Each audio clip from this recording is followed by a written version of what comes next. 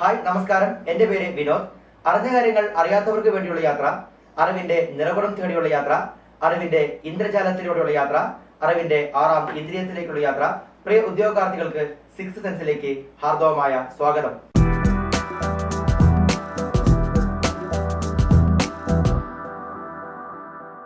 അപ്പൊ ഇന്നത്തെ ക്ലാസ് മഹാരാഷ്ട്രയിലെ 2ാമത്തെ വലിയ നഗരമായ പൂനെ നഗരത്തെ കുറിച്ചാണ്. ഇതിനു മുന്നേ അപ്ലോഡ് ചെയ്ത മുംബൈ നഗരത്തിന്റെ 2 ഭാഗങ്ങൾ നിങ്ങൾ കണ്ടു എന്ന് വിശ്വസിക്കുന്നു. അതിന്റെ തുടർച്ചയാണ് ഇന്നത്തെ ക്ലാസ്.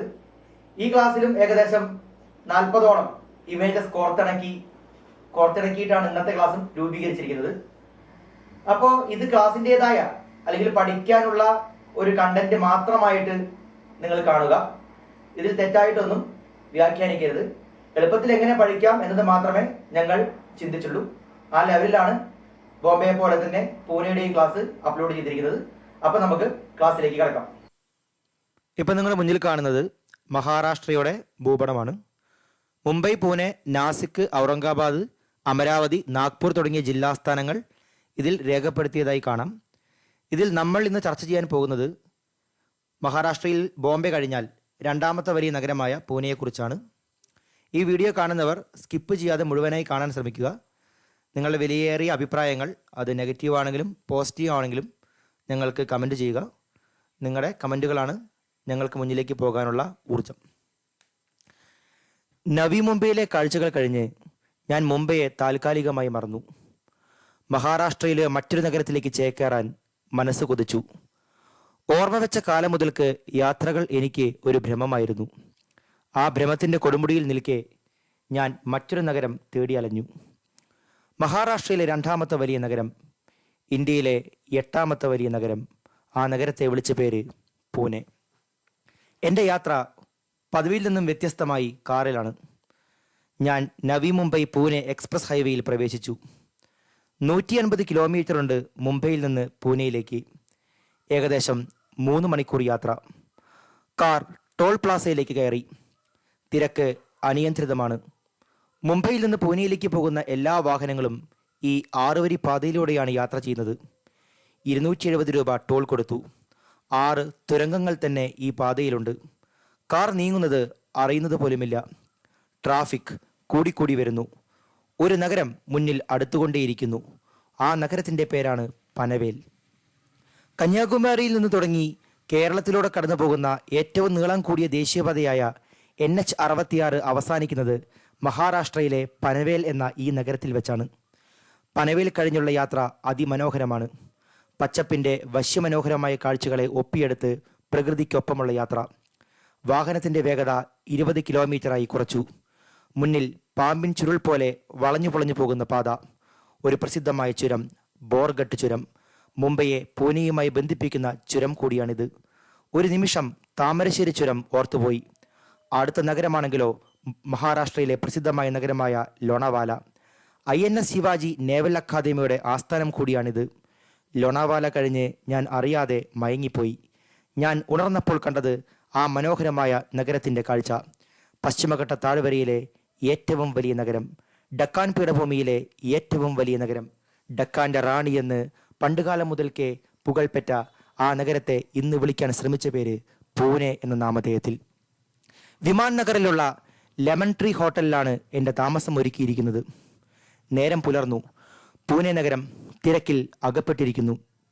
ഇന്നലത്തെ യാത്ര കാറിൽ ആയതുകൊണ്ട് ഞാൻ നല്ല ക്ഷീണിതനാണ്. കോളിംഗ് ബെൽ 2 തവണ മുഴങ്ങി. റൂമിൻ്റെ വാതിൽ തുറന്നു. ഭക്ഷണം വന്നിരിക്കുന്നു. വടപാവ് എന്ന ഒരു ഉത്തരേന്ത്യൻ ഭക്ഷണമാണ് ഞാൻ ഓർഡർ ചെയ്തത്. മുറിച്ച ബണ്ണിനുള്ളിൽ ബോണ്ട പോലെയുള്ള എന്തോ നിറച്ചു വെച്ചിരിക്കുന്നു. പിന്നെ ഒരു ചായയും. ഞാൻ ഭക്ഷണം പാതി കഴിച്ച് ബാക്കി വെച്ചു. ഞാൻ ഡ്രൈവറെ കാത്ത് ഹോട്ടലിലെ റിസപ്ഷനിൽ ഇരുന്നു. അപ്പോഴേക്കും കാർ എത്തിയിരുന്നു. ഡ്രൈവർ ബാദുഷാ ഡോർ തുറന്നു തന്നു. നാട്ടിലെ പോലെയല്ല ഇവിടെ. പകൽ സമയത്തും ചെറിയ തണുപ്പ് അനുഭവപ്പെടുന്നുണ്ട്. കണ്ണഞ്ചിപ്പിക്കുന്ന റോഡ് ശൃംഖല. വഴിയരകിൽ നിറഞ്ഞു നിൽക്കുന്ന മസാല ടീ സ്റ്റാളുകൾ. ഇവിടുത്തെ മസാല ടീ ലോക പ്രസിദ്ധവുമാണ്. ഞങ്ങളുടെ യാത്ര അഗാഖാൻ പാലസിലേക്കാണ്. സുൽത്താൻ മുഹമ്മദ് ഷാ അഗാഖാനാണ് ഈ മനോഹരമായ സൗധം പണികഴിപ്പിച്ചത്. ഇറ്റാലിയൻ മാതൃകയിൽ പണികഴിപ്പിച്ച ഈ കൊട്ടാരം ആധുനിക കാലത്ത് നിന്ന് നോക്കുമ്പോൾ വർണ്ണമനോഹരമായ വെളിച്ചത്താൽ അലങ്കരിക്കപ്പെട്ടിരിക്കുന്നു. ഈ കൊട്ടാരത്തിൻ്റെ ഭാഗമായി ഒരു ജയിൽ പോലുമുണ്ട്. മഹാത്മാഗാന്ധി, കസ്തൂർബ ഗാന്ധി, സരോജിനി നായിഡു തുടങ്ങിയവർ ഇവിടെ ജയിൽവാസം അനുഭവിച്ചവരാണ്. കസ്തൂർബ ഗാന്ധി മരണമടഞ്ഞതും ഇതേ ജയിലിൽ വെച്ചാണ്.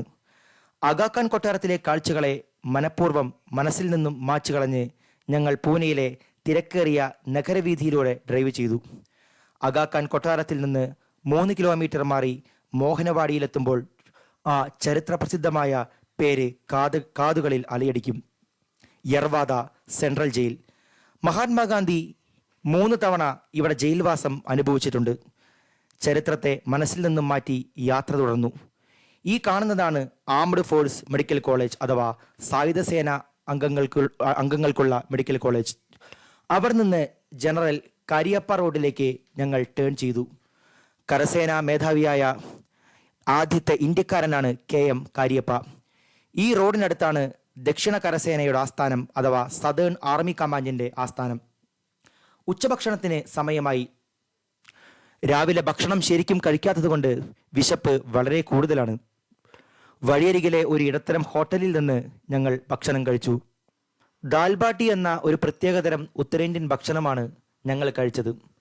ദാൽബാട്ടിയുടെ കൊതിയൂറും ഓർമ്മകൾ മനസ്സിൽ ഒളിപ്പിച്ചു വെച്ചുകൊണ്ട് ഞങ്ങൾ അംബേദ്കർ റോഡിലേക്ക് തിരിഞ്ഞു. അംബേദ്കർ റോഡിൽ ട്രാഫിക് വളരെ കുറവാണ്. ഈ റോഡിൻ്റെ ഒരു വശത്താണ് നാഷണൽ ഇൻസ്റ്റിറ്റ്യൂട്ട് ഓഫ് വൈറോളജിയുടെ ആസ്ഥാനം. ഈ പേര് നമുക്ക് നിലവിൽ സുപരിചിതമാണ്. COVID-19 എന്ന മഹാമാരിക്കൊപ്പം ഈ പേര് കേൾക്കാൻ തുടങ്ങിയതുമാണ്. അതിനും അപ്പുറമാണ് സെറം ഇൻസ്റ്റിറ്റ്യൂട്ട് ഓഫ് ഇന്ത്യയുടെ ആസ്ഥാനം. COVID-19 എന്ന മഹാമാരിക്കെതിരെയുള്ള വാക്സിൻ നിർമ്മിക്കുന്ന പ്രമുഖ കമ്പനികളിൽ ഏറ്റവും മുൻപന്തിയിലാണ് പൂനെയിലെ സെറം ഇൻസ്റ്റിറ്റ്യൂട്ട്. COVID-19 സാഹചര്യത്തിൽ അങ്ങോട്ടുള്ള യാത്ര നിരോധിച്ചിരിക്കുന്നതുകൊണ്ട് ഞങ്ങൾക്ക് അങ്ങോട്ടൊന്നും പോകാൻ കഴിഞ്ഞില്ല. നാഷണൽ സെൻറ്റർ ഫോർ സെൽ സയൻസിൻ്റെയും ആസ്ഥാനം പൂനെയാണ്. ജീവനുള്ളവയിലെ കോശങ്ങളെക്കുറിച്ചാണ് ഇവിടെ ഗവേഷണം ചെയ്തുകൊണ്ടിരിക്കുന്നത്. വളർന്നുകൊണ്ടിരിക്കുന്ന ഒരു IT ഹബ്ബാണ് പൂനെ. അതിനുള്ള ഉത്തമ ഉദാഹരണങ്ങളാണ് പൂനെയിൽ പ്രവർത്തിച്ചു വരുന്ന ഏഷ്യൻ സ്കൂൾ ഓഫ് സൈബർ ലോസും central government approved computer training കോഴ്സിൻ്റെ ആസ്ഥാനം കൂടിയായ CDAC-ഉം. COVID-19 സാഹചര്യം പൂനെയിലെ ചില ഭാഗങ്ങളിൽ കണ്ടുവന്നു. ബാക്കിയുള്ള ഭാഗങ്ങളിലൊന്നും COVID-19 ഒരു പുതിയ സാഹചര്യം കാണുവാനില്ല. മാസ്കും സാനിറ്റൈസറുമെല്ലാം ജനങ്ങൾക്ക് തീണ്ടാപ്പാടകലെയാണ്. ഈ സാഹചര്യത്തിൽ എൻ്റെ മനസ്സിലൂടെ കടന്നു വന്നത് പൂനെ നഗരത്തെ പിടിച്ചുകുലുക്കിയ പ്ലേഗ് എന്ന മഹാമാരിയാണ്. ഇതിനെ തുടർന്ന് 1885 നടത്താനിരുന്ന ഇന്ത്യൻ നാഷണൽ കോൺഗ്രസിൻ്റെ ആദ്യ സമ്മേളനം പോലും പൂനെയിൽ നിന്ന് മുംബൈയിലേക്ക് മാറ്റിവെക്കുകയുണ്ടായി. അങ്ങനെ ഞങ്ങൾ ലോ കോളേജ് റോഡിലെത്തി. ഇരുവശങ്ങളിലുമായി ഒരുപാട് ഇൻ്റർനാഷണൽ സ്കൂളുകൾ. ഇംഗ്ലണ്ടിലെ ഓക്സ്ഫോർഡ് നഗരത്തിന് തത്തുല്യമായ ഇന്ത്യൻ നഗരം. ലോകത്തിലെ തന്നെ ഏറ്റവും കൂടുതൽ അന്താരാഷ്ട്ര വിദ്യാലയങ്ങൾ ഓക്സ്ഫോർഡ് നഗരത്തിന് അവകാശപ്പെട്ടതാണ്.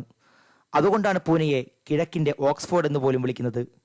ഇന്ത്യ കിഴക്കൻ രേഖാംശത്തിലാണെന്ന് അറിയാമല്ലോ. ലോ കോളേജ് റോഡിലൂടെയുള്ള യാത്രാവേളയിൽ ഞങ്ങളെ അത്ഭുതപ്പെടുത്തിയത് നാഷണൽ ഫിലിം ആർക്കൈവ്സിൻ്റെ ആസ്ഥാനം കൂടിയാണ്. സിനിമകൾ, റീലുകളെല്ലാം ശേഖരിച്ചു വെക്കുന്നത് ഇവിടെയാണ്. ഇതിനടുത്താണ് film and television institute of India. ഇവിടെ ഒരു സിനിമയുമായി ബന്ധപ്പെട്ട ആക്ടിംഗ് അടക്കമുള്ള സംവിധാനങ്ങൾക്ക് ട്രെയിനിങ് കൊടുത്തു വരുന്നു. ഇന്നത്തെ യാത്ര മതിയാക്കി തിരിച്ച് ഹോട്ടൽ ലെമൺ ട്രീയിലെത്തി. സമയം രാത്രി 11 മണി. ഭക്ഷണം കഴിക്കാൻ തോന്നിയില്ല. അസഹനീയമായ ശരീരവേദന. ഉറക്കം വേട്ടയാടാൻ തുടങ്ങി. ഒരു ലസ്സി കുടിച്ച് അടുത്ത പ്രഭാതത്തിനായി കാത്തിരുന്നു. അറിയാതെ ഉറങ്ങിപ്പോയി. നേരം പുലർന്നു. പൂനെയിലെ യാത്രയുടെ അവസാന ദിവസം. പ്രഭാത ഭക്ഷണം കഴിക്കാനായി ഹോട്ടൽ വരാന്തയിൽ ഒരു കസേര പിടിച്ചു. ഭക്ഷണം കഴിച്ചു. പൂനെയുടെ ഭാഗമായ ചിഞ്ചുവാഡിലേക്കാണ് ഇന്നത്തെ യാത്ര. പൂനെയിൽ നിന്ന് 15 കിലോമീറ്ററുണ്ട് ചിഞ്ചുവാഡിലേക്ക്. തിരക്ക് രൂക്ഷം. അങ്ങോട്ടും ഇങ്ങോട്ടും ജോലിക്കാരുടെ പ്രവാഹം. ചിഞ്ചുവാഡിലാണ് നാഷണൽ എയ്ഡ്സ് റിസർച്ച് ഇൻസ്റ്റിറ്റ്യൂട്ടിൻ്റെ ആസ്ഥാനം.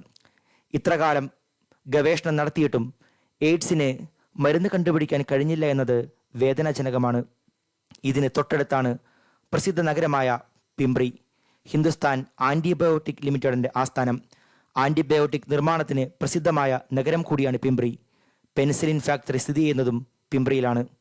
പൂനെയോട് വിട പറയുമ്പോൾ അവസാനമായി ഒരു ആഗ്രഹം കൂടിയുണ്ട്. Indian പട്ടാളക്കാരെ വാർത്തെടുക്കുന്ന Kharak വാസലയിലെ national defence academy സന്ദർശിക്കുക എന്നതായിരുന്നു അത്. ആഗ്രഹം ബാക്കി വെച്ച് ഞാൻ ഡക്കാൻ റാണിയായ പൂനെയോട് വിട പറഞ്ഞു. അപ്പോൾ നിങ്ങൾ ഇത്ര നേരം ക്ലാസ് തുടർച്ചയായി കാണുകയായിരുന്നെന്ന് വിശ്വസിക്കുന്നു. കണ്ടിന്യൂസ് ആയി കാണാത്തവർ ആദ്യം മുതൽ കാണുക, കണ്ട ശേഷം മാത്രം ഞാൻ ഇനി പറയുന്നത് കേൾക്കുക, ഇല്ലെങ്കിൽ നിങ്ങൾക്ക് മനസ്സിലാവില്ല. അതിനു വേണ്ടിയാണ് ഇത്രയും എഫർട്ട് എടുത്ത് ഇങ്ങനെയൊക്കെ ക്ലാസ് എടുത്തത്. അപ്പോൾ പൂനെയെക്കുറിച്ച് പറഞ്ഞു. പൂനെ മഹാരാഷ്ട്രയിലാണ് പറഞ്ഞു. അപ്പോൾ ഇതിൽ വായിക്കുമ്പോൾ നിങ്ങൾക്കറിയാം ഇനി ആ പറഞ്ഞ കാര്യങ്ങൾ എങ്ങനെ PSCക്ക് SSCക്ക് RRBക്കൊക്കെ ചോദിക്കുന്നത് നമുക്ക് ഇനി പോയിന്റ് എന്ന് നമുക്ക് മനസ്സിലാക്കാം. അല്ല, ആദ്യം എഴുതിക്കുന്നതാണ് ഓക്സ്ഫോർഡ് ഓഫ് ദി ഈസ്റ്റ്, കിഴക്കിൻ്റെ ഓക്സ്ഫോർഡ്. അത് പൂനെയാണ്. മുകളിലെ മഞ്ഞ കളറിൽ പൂനെ എഴുതിയിട്ടുണ്ട്. അപ്പോൾ ഈ പറയുന്നതിൻ്റെ ഉത്തരമൊക്കെ പൂനെയാണ്.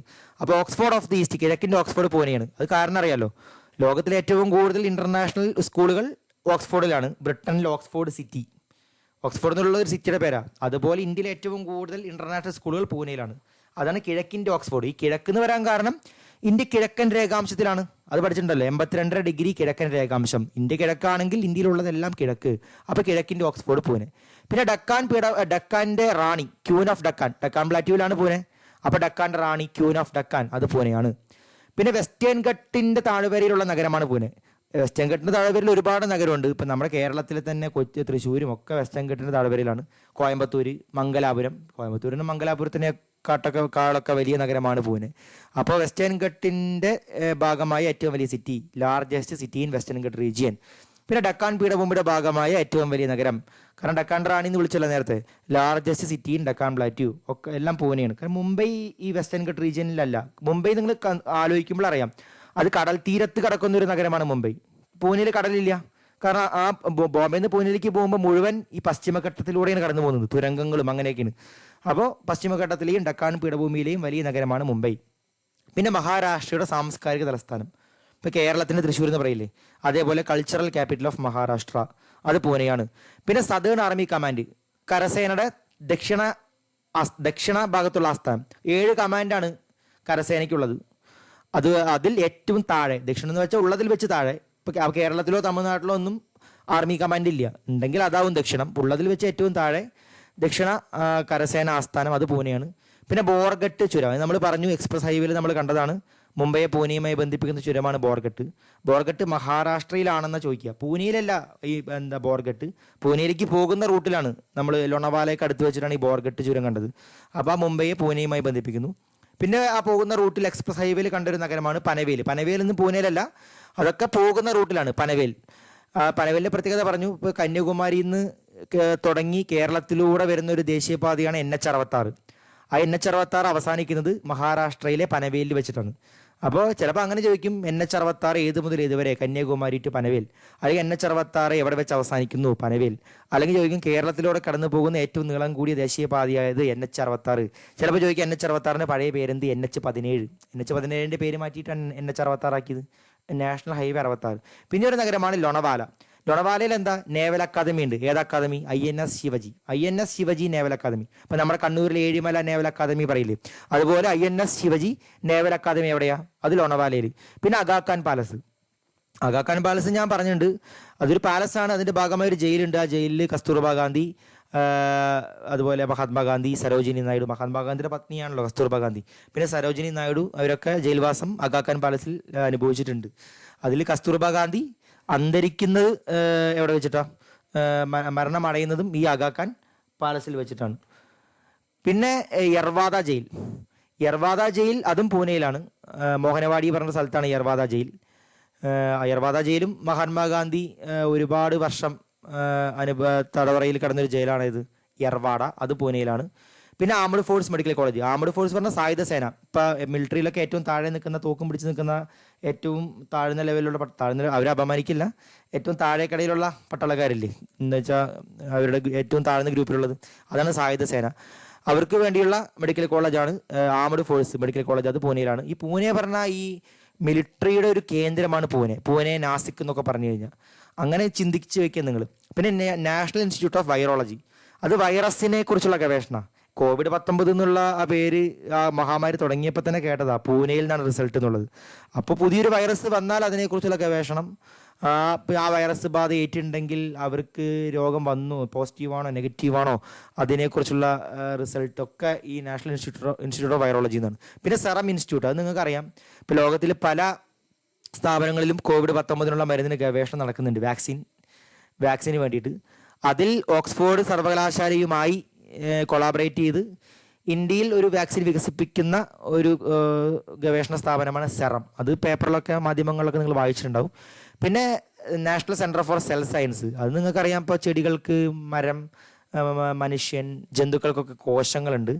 അതിൻ്റെ വികാസം, അതിൻ്റെ കുറിച്ചുള്ള ഗവേഷണം, അതൊക്കെയാണ് നാഷണൽ സെൻറ്റർ ഫോർ സെൽ സയൻസിൽ, അതും പൂനെയിലാണ്. പിന്നെ ഏഷ്യൻ സ്കൂൾ ഓഫ് സൈബർ കുറ്റങ്ങൾക്ക് അതിനെക്കുറിച്ചിട്ടുള്ള ഗവേഷണം, അതാണ് Asian school of cyber law, അത് പൂനെയിലാണ്. പിന്നെ സീഡാക്ക് നിങ്ങൾക്കറിയാം. അപ്പോൾ പോലീസ് അക്കാദമിക്കൊക്കെ ഉള്ള ട്രെയിനിങ്ങും സിഗ്നൽ സിസ്റ്റം ഒക്കെ ഇല്ലേ, ഓരോ ട്രാഫിക്കിൻ്റെ, അതൊക്കെ സീഡാക്കുമായി ബന്ധിപ്പിച്ചിട്ടാണ്.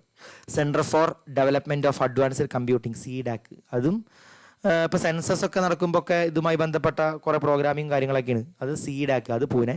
പിന്നെ നാഷണൽ ഫിലിം ആർക്കൈവ്, ഇവിടെയാണ് ഓരോ സിനിമയുടെയും ഒരു റീലെങ്കിലും അവിടെ സൂക്ഷിക്കും, ഒരു സിനിമ എടുത്തു കഴിഞ്ഞാൽ. ഇപ്പം എല്ലാം കളയാൻ പറ്റില്ലല്ലോ, ഒരെണ്ണമെങ്കിലും അവിടെ. ഇപ്പോൾ വിഗതകുമാരൻ നഷ്ടപ്പെട്ടു എന്നൊക്കെ കേട്ടില്ലേ, എവിടെ ഇപ്പം അതിൻ്റെ റീല് കാണാനില്ല എന്നൊക്കെ മുന്നു വായിച്ചില്ലേ, അതുപോലെ നാഷണൽ ഫിലിം ആർക്കൈവ്. പിന്നെ film and television institute of India, അത് ഈ ഡയറക്ഷൻ, അതുപോലെ തന്നെ ആക്ടിങ്, അങ്ങനെ എഡിറ്റിംഗ്, അങ്ങനെ സിനിമയുമായും ടെലിവിഷനുമായും ബന്ധപ്പെട്ട പല മേഖലകളിലും ട്രെയിനിങ് തരുന്ന സ്ഥാപനമാണ്. അവർക്കൊക്കെ അപേക്ഷിക്കാൻ പറ്റും പഠിക്കാൻ വേണ്ടിയിട്ട്. അതൊക്കെ കുറച്ച് പേരൊക്കെ കിട്ടുള്ളൂ എന്ന് മാത്രം. പിന്നെ നാഷണൽ എയ്ഡ്സ് റിസർച്ച് ഇൻസ്റ്റിറ്റ്യൂട്ട്, അത് ശരിക്കും ചിഞ്ചുവാഡിലാണ്. ഇപ്പോൾ ചിഞ്ചുവാഡ് വെച്ചാൽ പൂനെയുടെ ഭാഗമാണ് ചിഞ്ചുവാഡ്. ഇപ്പോൾ എറണാകുളത്തിൻ്റെ ഭാഗമാണ് വൈറ്റില പറയില്ലേ, അതുപോലെയാണ് പൂനെയാണ് ഈ ചിഞ്ചുവാഡ്. ചിഞ്ചുവാഡ് പറഞ്ഞ ഒറ്റ സിറ്റിയാണ്, 2 കോർപ്പറേഷനാണ്, പൂനെ കോർപ്പറേഷൻ, ചിഞ്ചുവാഡ് കോർപ്പറേഷൻ. ഇത് രണ്ടും കൂടിയതാണ് പൂനെ. അപ്പോൾ ചിഞ്ചുവാഡിലാണ്, പക്ഷേ ചിഞ്ചുവാഡിൽ നിന്നും ഓപ്ഷനിൽ തരില്ല, പൂനെ. പിന്നെ പൂനെയിൽ പ്ലേഗ് പടർന്ന് പിടിച്ചിട്ടുണ്ട്. അത് ചിലപ്പോൾ ഇങ്ങനെ ചോദിക്കും, 1885 INC, ഇന്ത്യൻ കോൺഗ്രസ് രൂപീകരിച്ചത്. അത് നിങ്ങൾക്കറിയാലോ, Allan Octavian Hume, A O Hume, Dadabhai Naoroji ആയിരുന്നു അതിൻ്റെ പ്രസിഡന്റ് എന്നൊക്കെ. അപ്പോൾ ആദ്യത്തെ സമ്മേളനം ഈ പൂനെയിൽ വെച്ചായിരുന്നു നടത്തേണ്ടിയിരുന്നത്. പക്ഷെ ഇവിടെ പ്ലേഗ് പിടിച്ച കാരണം അത് മുംബൈയിലേക്ക് മാറ്റി. അത് നമ്മൾ മുംബൈയിൽ പറഞ്ഞിരുന്നു, മുംബൈൻ്റെ ക്ലാസ് എടുത്തപ്പോൾ നമ്മൾ പറഞ്ഞിരുന്നു ഗോകുൽദാസ് തേജ്പാൽ കോളേജിലേക്ക് ഇത് മാറ്റിയിരുന്നു. അപ്പോൾ ചിലപ്പോൾ അങ്ങനെ ചോദിക്കും, ഇന്ത്യൻ നാഷണൽ കോൺഗ്രസിൻ്റെ ആദ്യ സമ്മേളനം പൂനെയിൽ നിന്ന് മുംബൈയിലേക്ക് മാറ്റാൻ കാരണം എന്ത്? പ്ലേഗ് പടർന്നു പിടിച്ചത്. അത് ചിലപ്പോൾ അങ്ങനെ ചോദിക്കാം. പിന്നെ പൂനെയിൽ വരുന്ന അതാണ് പിംപ്രി.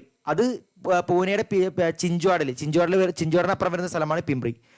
ഇതൊക്കെ മഹാരാഷ്ട്രയിലാണ്. പൂനെ മഹാരാഷ്ട്രയിലാണെങ്കിൽ പറയുന്നത് കംപ്ലീറ്റ് അവിടെയാണ്, മഹാരാഷ്ട്രയിലാണ്. പിംപ്രി പറഞ്ഞാൽ ആൻറ്റിബയോട്ടിക് മെഡിസിൻ നിർമ്മിക്കുന്ന സ്ഥലമാണ് പിംപ്രി. അത് ഹിന്ദുസ്ഥാൻ ആൻറ്റിബയോട്ടിക് ലിമിറ്റഡ് പിംപ്രിയിലാണ്, പൂനെയിലെ പിംപ്രി. ചിലപ്പോൾ പിംപ്രി ഒന്നും തരില്ല, പൂനെന്നായിരിക്കും പൂനെയിലെ പിംപ്രി. എന്താ വെച്ചാൽ ഈ പെനിസിലിനൊക്കെ ഇല്ലേ, ആൻറ്റിബയോട്ടിക്കുകളിൽ ഒന്നാണല്ലോ പെനിസിലിൻ. ആ പെനിസിലിൻ ഫാക്ടറി ഒക്കെ പിംപ്രിയിലാണ്. പിന്നെ ഘടകവാസല എന്നൊരു സ്ഥലമുണ്ട് പൂനെയിൽ, അത് നാഷണൽ ഡിഫൻസ് അക്കാദമി. ഇപ്പോൾ പട്ടാളക്കാരൊക്കെ റിക്രൂട്ട് ചെയ്ത് കഴിഞ്ഞാൽ അവർക്ക് ട്രെയിനിങ് കൊടുക്കുന്നതും അച്ചടക്കം പഠിപ്പിക്കുന്നതൊക്കെ ഈ നാഷണൽ ഡിഫൻസ് അക്കാദമിയിൽ നിന്നാണ്. അപ്പോൾ ഈ നാഷണൽ ഡിഫൻസ് അക്കാദമി ഘടകവാസല പൂനെ. ഈ പട്ടാളവുമായി ബന്ധപ്പെട്ട് ഒരുപാട് പൂനെയിലുണ്ടെന്ന് മനസ്സിലാക്കുക. പൂനെ, നാസിക്കാണ് മിലിറ്ററിയുടെ പ്രധാനപ്പെട്ട മധ്യേന്ത്യയിലെ കേന്ദ്രങ്ങൾ. പൂനെ, നാസിക്, മഹാരാഷ്ട്ര. ബോംബെയിലൊന്നും അത്ര മിലിറ്ററി ഏരിയാസ് ഇല്ല, പൂനെ, നാസിക്കാണ്. അപ്പോൾ അത് നിങ്ങൾ ആദ്യം മനസ്സിലാക്കി വയ്ക്കുക. അപ്പം ഇത്രയും കാര്യങ്ങളാണ് കോമ്പറ്റീറ്റീവ് എക്സാം, മത്സര പരീക്ഷയിൽ ചോദിക്കുക. ഓക്കെ, അപ്പോൾ ഇത്രയും മനസ്സിലായി എന്ന് ഞാൻ വിശ്വസിക്കുന്നു. അപ്പോൾ നിങ്ങൾ ഇന്നത്തെ ക്ലാസ് കണ്ടു കഴിഞ്ഞു. നിങ്ങളിപ്പോൾ 6th സെൻസിൻ്റെ എന്നല്ല, ഏതൊരു ക്ലാസ് കാണുകയാണെങ്കിലും നിങ്ങൾ കണ്ടിന്യൂസ് ആയി സ്കിപ്പ് ചെയ്യാതെ കാണാൻ ശ്രമിക്കുക. എന്നാൽ മാത്രമേ ക്ലാസ് കൊണ്ട് ഫലം ഉണ്ടാവുകയുള്ളൂ. പിന്നെ അവസാനത്തെ ഒരു 3-4 പേജിൽ ഞങ്ങൾ PSCക്ക് എങ്ങനെയാണ് ചോദിക്കുക എന്ന രീതിയിൽ നോട്ട് കൊടുത്തിട്ടുണ്ട്. അപ്പോൾ ക്ലാസ് കണ്ട ശേഷം ആ നോട്ട് നിങ്ങൾ കാണാപ്പാഠം മനസ്സിൽ കിട്ടുന്നുണ്ടോ നോക്കിയിട്ട് നിങ്ങൾ എടുത്ത് പഠിക്കാൻ ശ്രമിക്കുക. അപ്പോൾ നിങ്ങളുടെ വിലയേറിയ അഭിപ്രായങ്ങൾ കമൻറ്റിൽ രേഖപ്പെടുത്തുക. നിങ്ങളുടെ കമൻറ്റുകളാണ് ഞങ്ങളുടെ മുന്നോട്ടുള്ള ഊർജം. അപ്പോൾ ഇത്രയും നേരം ഞങ്ങളുമായി സഹകരിച്ചതിന് 6th സെൻസിൻ്റെ പേരിൽ ഞാൻ നന്ദി രേഖപ്പെടുത്തുന്നു.